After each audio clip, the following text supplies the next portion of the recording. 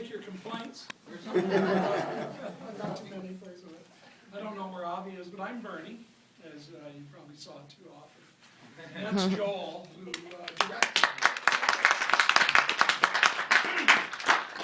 And thank you very much for coming out. It's a busy, busy city we live in, and it's Friday night, and the film's here for a week, so it's good to see you all here. Here's our producer, but it's this is Avi. So Avi's our hero. we'd be happy to answer if anybody has anything they'd like to know. Sure. Yeah. So I like what Bruce said when he was talking about he didn't really actually know exactly what he wanted to say until after he said it. And then he saw it on the page, and I was thinking, that's probably the experience of every person I know who's creative. So as creative people, as filmmakers, did you guys see anything after you made the film and then watched it that you didn't know was there until you sort of saw it yourself? I still do. Every time I see the film, you see different things, and I mean, it's a good question, but the problem is that this film has undergone so many evolutions. We started in 2008, and we were following Bruce. Originally, it was going to be a film about the making of the Slice of Life album. We ran out of money. Nobody bought it, so it sat for a while. Then Moses Neimer and Vision TV came to our rescue and commissioned it for television. But because it's Vision TV, they wanted more of a spirituality bent. So we went and interviewed Bruce at his home, talked about spirituality, and then we had a very good television run. And Bernie and I decided, well, you know, there's a lot of footage we didn't use because the television version is only 42 minutes. So then we took all the new footage, we expanded it about a half hour, a little more. We were lucky enough to we hit the film festival circuit. We were lucky enough to get picked for the Whistler Film Festival, where we met Avi, and now the thing has taken on a life of its own.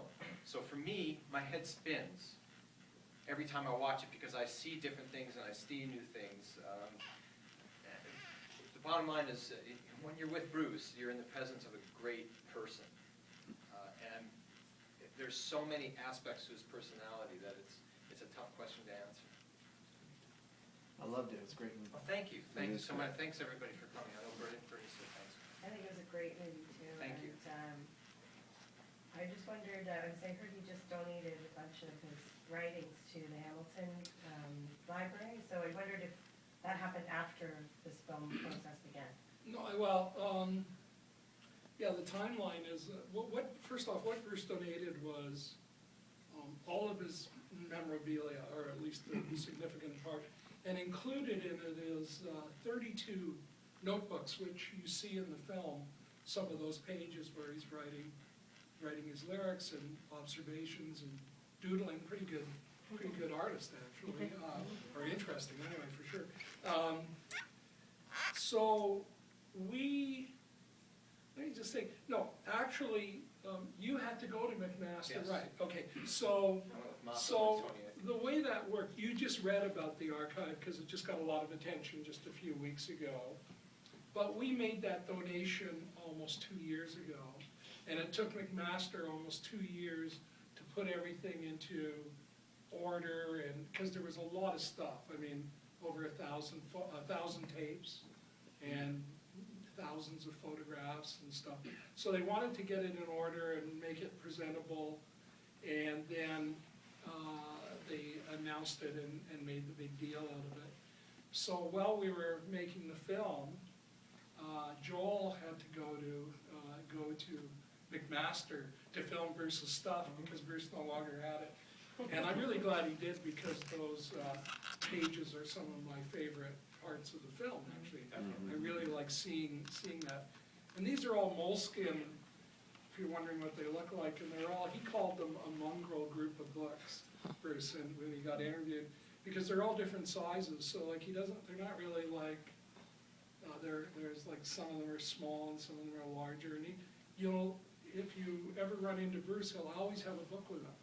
It's usually, hidden away somewhere, but, so he's always jotting things down, or maybe not always, but he's always prepared to do it.